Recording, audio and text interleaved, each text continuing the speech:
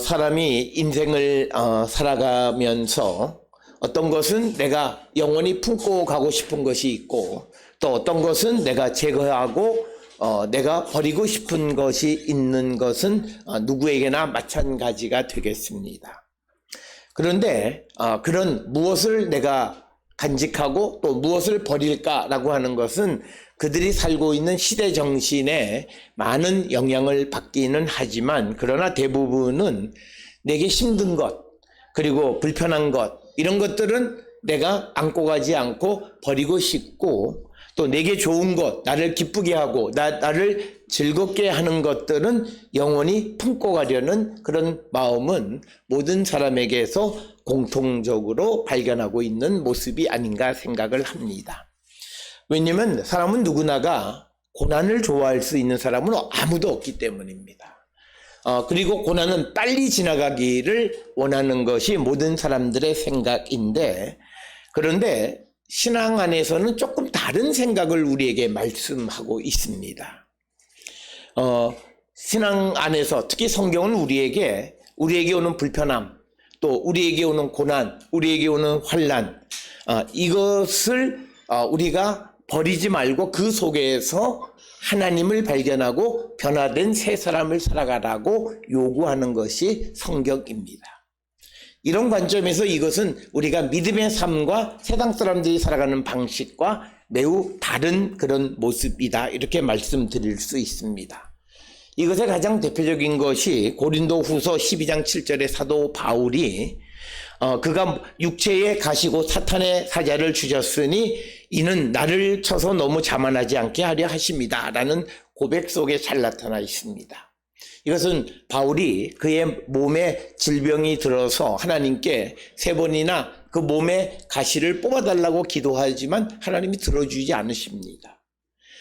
그러자 그가 발견한 것이 뭐냐면, 나로 하여금 자만하지 않도록 하기 위해서 하나님께서 내게 이 고난을 주셨다라고 하는 것을 그가 깨닫고, 그래서 그 고난에서, 질병에서 벗어나려고 하기보다는 그 고난과 함께 살아가는 삶, 오히려 그것이 있으므로 자신이 자만하지 않게 되어지고 더 하나님 앞에 기도할 수 있다면 그것이 자신에게 주신 하나님의 은혜라고 고백하는 것입니다.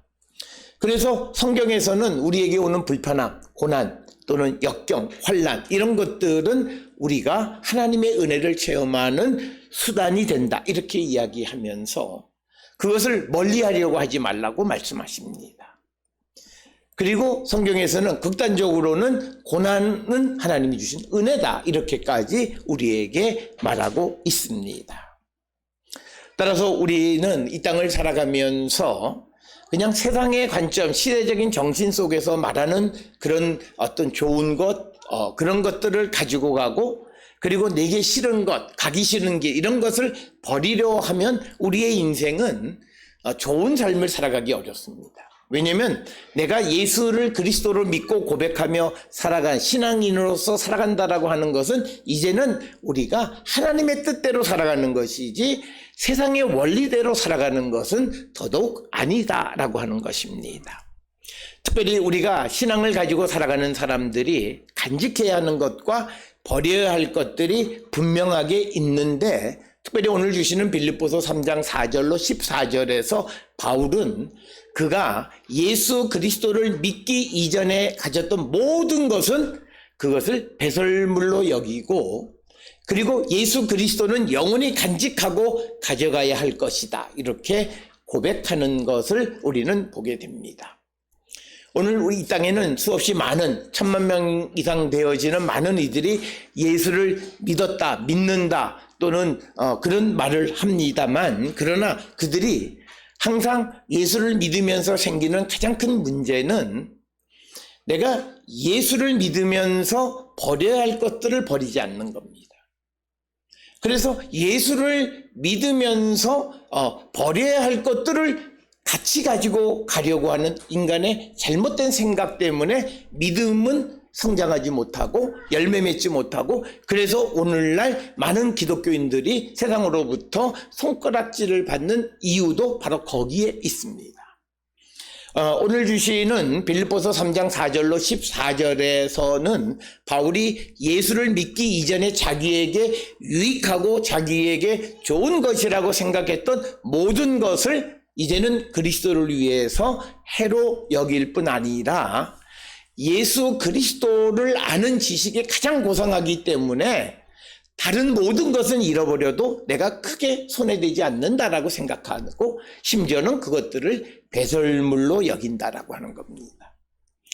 오늘 우리가 살고 있는 이 시대의 인간이 잘못된 믿음은 내가 예수를 믿으면서 예수를 믿는 자들이 버려야 할 것을 버리지 못하고 오히려 그것을 예수님에게 해달라고 부탁하는 삶을 살아가요. 그게 오늘 우리가 살고 있는 신앙의 잘못된 모습입니다. 그래서 우리가 오늘 주시는 이 본문의 말씀은 바울이 보면 세상적인 사람들로 보면 저 멍청한 거, 바보 같은 놈 그렇게 얘기할 수 있어요. 그렇게 배우고 그렇게 유명한 가문에서 태어났고 오늘 주시는 5절에 보면 나는 이스라엘 족속의 베냐민 지파에서 히브리인 중에 히브리인이고 율법적으로는 바리새인으로 누구에게 빠지지 않는 사람이다. 그런데 그 모든 것을 배설물로 여기고 버리고 예수 그리스도를 아는 지식을 가장 고상하고 가장 소중한 것이고 영원히 그것을 간직하고 가겠다고 이야기했을 때 사람들은 바울을 저 멍청한 것 그렇게 이야기할 거예요. 이 말은 하나님의 기준과 세상의 기준은 다르다는 거예요. 그래서 내가 신앙인이 되었다라고 하는 것은 두 개의 기준 속에서 갈등하는 거예요. 세상의 기준을 따라 살아갈 것이냐 하나님의 기준을 따라 살아갈 것이냐라고 하는 거예요. 오늘 주시는 이 바울처럼 버려야 할 것 그리고 우리가 가지고 갈 것은 부담이에요. 내가 복음을 위해서 더 열심히 내가 헌신해야 된다라고 하는 그 부담을 안고 가는 거예요. 그거는 우리가 버릴 수 있는 것이 아님을 우리에게 가르쳐 주면서 많은 사람들은 하나님이 우리에게 임재하시기를 바라요. 정말 그럴까요? 하나님이 내게 임재하시기를 정말 바랄까요? 어려울 때는 하나님 오셔서 이 문제를 해결해 주세요 이렇게 이야기는 해. 근데 하나님이 항상 내 옆에서 야 그거 하면 안 돼. 뭐 말씀도 안 하시죠. 근데 딱 주님이 옆에 계신 걸 보면 하고 싶은 거 가다가도 손이 딱 뒤로 들어오고 뭘 하고 싶은 거 하다가도 멈추게 되고 별로 원치 않아요. 특별히 오늘 우리가 읽은 출애굽기 20장 18절에서 20절에서 하나님께서 모세를 통해서 이스라엘 백성들에게 십계명을 주신 후에 이제 하나님이 직접 나타나시는 모습이 18절로부터 기록되어 있어요. 그래서 나팔소리, 산의 연기 이런 것들이 나고 하나님이 나타나시니까 백성들이 떨면서 모세에게 모세에게 백성들이 말하기를 당신이 말하지 하나님이 우리에게 직접 말하지 않았으면 좋겠어요. 하나님 나타나시면 너무 무서워요. 그러니까 그 모세를 통해서 우리에게 그러니까 모세만 하더라도 만만하다는 거죠. 조금 요 말은 안 들어도 될 것 같은데 하나님 딱 나타나셔서 말했는데 그 말 안 들으면 당장 죽을 것 같은 두려움이 있다는 거예요. 그러니까 하나님이 직접 우리에게 말씀하지 마시고 당신이 우리에게 말하시오 이렇게 이야기하는 거예요. 그러니까 모세가 백성들에게 말하기를 두려워하지 말라. 하나님이 임하시면 너희를 시험하고 너희로 경외하여 범죄하지 않게 그러니까 너희를 살게 하기 위해서 살리기 위해서 너희에게 임하신 것이지 너희에게 뭐 두려움을 주거나 그러기 위한 것이 아니다라고 하는 것이 오늘 주시는 출애굽기 20장 18절에서 20절의 말씀이 되겠습니다. 하나님이 임재하시는 이유는요 우리를 돕기 위한 거예요. 그런데 하나님이 내게 임하시는 것을 사람들은 원치 않아요. 사람들은 믿음이 있다 그러면서 하나님은 그냥 저 구석에 계시다가 내가 콜하면 와서 내 어려운 거 도와주시고 그 문제 해결되면 다시 제자리로 돌아가셨다가 또 내가 콜하면 오셔서 나를 이렇게 이해하는 분들이 많아요. 하나님하고 늘 같이 일상 속에서 하나님과 동행하면서 하나님의 뜻대로 쭉 살아가는 거 너무 불편해. 아니 육신의 부모하고 사는 것도 불편하다 그러는데 하나님하고 살면 얼마나 불편하겠어요. 그러니까 사람들이요 하나님을 원치 않아요. 하나님하고 같이 가기를 원치 않는다라는 거예요. 여러분은 어떠세요? 정말 매일같이 하나님이 아침에 일어나면 야 오늘 뭐 해라, 오늘 뭐 하고 뭐 너 뭐 하고 싶은 거 있지 그건 하지 마. 너 오늘 뭐 누구 뭐 만나서 뭐 하려고 그래 하지 마. 너 뭐 사고 싶은 거 있어? 그거 너 지난번에 옷 산 거 있잖아 또 사? 하나님이 그렇게 얘기하시면 하나님 제발 좀 들어가 계세요. 내 삶에 간섭하지 마. 우리는 그럴 거라는 거예요. 그런데 우리가 믿음을 가지고 살아가는 건 하나님과 동행한다는 것은 하나님과 함께 간다는 뜻이에요. 그런데 이게 훈련이 안 되어 있고 깝깝한 거예요. 그러니까 오늘 우리가 이 땅을 살아가는 많은 사람들이 믿음의 삶을 사냐, 말은 내가 믿음이 있다라고 말하지만 사실은 그렇지 않고 하나님이 나에게 오시는 것도 불편해요. 오늘은 또 뭘 말씀하시려고 또 오셨나? 불안하고 두려워요. 혹시나 내가 싫은 일을 시키시면 어떡할까? 이런 염려, 근심 속에 살아가는 거예요. 제가 전에도 한번 말씀드렸지만 어느 그 자녀 100일 돌잔치에 가서 이 아이가 하나님 앞에 잘 쓰임받는 일꾼이 되었으면 좋겠습니다. 부모님 그렇게 생각하세요. 아버지 엄마가 대답을 안 해요. 예를 안 해요. 하나님 안 돼. 내 아들은 쓰시면 안 돼. 이건 내가 쓸 거야. 이게 사람의 마음. 근데 그 젊은 부부는 사람들이 볼 때는 믿음이 좋다고 생각하는 사람이에요. 늘 교회 와서 기도하고 교회 사는 사람이에요. 그럼에도 불구하고 이건 내 거야. 손대지 마. 하나님이라도 손대시면 안 돼. 이렇게 생각하고 살아가는 거예요. 그러니까 우리가 하나님하고 함께 가는 삶. 근데 하나님이 나의 삶에 대해서 그냥 돕고 아무 소리 안 하고 그냥 계시기만 하면 모를까 간섭하시고 개입하시고 오늘 주신 것처럼 너 그렇게 하면 안 돼. 범죄하는 거야. 라고 말하시려면 내게 오지 마세요. 이게 오늘 우리가 살고 있는 신앙의 잘못된 모습이라는 거예요. 사실 우리 인간이 갖는 신앙의 잘못된 모습을 우리에게 보여주는 것 중에 하나가 마태복음에 있는 말씀이에요. 마태복음 21장 33절에서 46절이에요. 우리가 하나님이 우리에게 임하신 건요. 우리가 꼭 기억하셔야 돼요. 전적으로 나를 도와주기 위한 거예요. 어떤 경우에 내가 하는 일을 하나님께서 막으시기도 하고 하지만 그러나 그 모든 것은 하나님이 나를 돕기 위한 것이고 우리의 삶을 바르게 가기 위한 것인데 우리는 그걸 싫어한다는 거예요. 그래서 오늘 주시는 본문의 말씀은 우리가 잘 아는 것처럼 어떤 이 밭 주인이 소작농을 부쳐먹게 하신 거예요. 우리가 한번 생각해 보세요. 아무 소유도 없는 사람이 밥을 빌어 먹어야 되는데 먹을 게 없어요. 그러니까 땅을 가지고 있는 사람한테 가서 그 땅을 경작해주고 자기 먹고 살면서 소작료를 내게끔 돼. 그러면 소작농의 입장에서는 집주인이 감사한 거예요. 땅 주인이 감사한 거예요. 나를 먹고 살게 해줬잖아요. 물론 뭐 소작료를 많이 받니 적게 받니 하는 그런 문제는 있을 수는 있지만 그래도 근본적으로 내가 살게끔 도와준 거예요. 그런데 사람의 마음이 어떠냐? 이제 먹고 살만하니까요.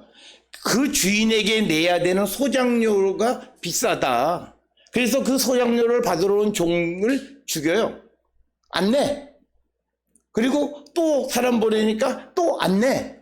그러니까 집주인이, 땅 주인이, 그러면 이제 내 아들 보내보자. 그러면 얘들이 내 아들이 가서 달라 그러면 주겠지. 그러니까 사람들의 마음이 저놈을 죽이면 이 땅이 우리께 되는 거야. 쟤 차라리 죽이자. 이렇게 생각을 해서 죽였다는 거예요.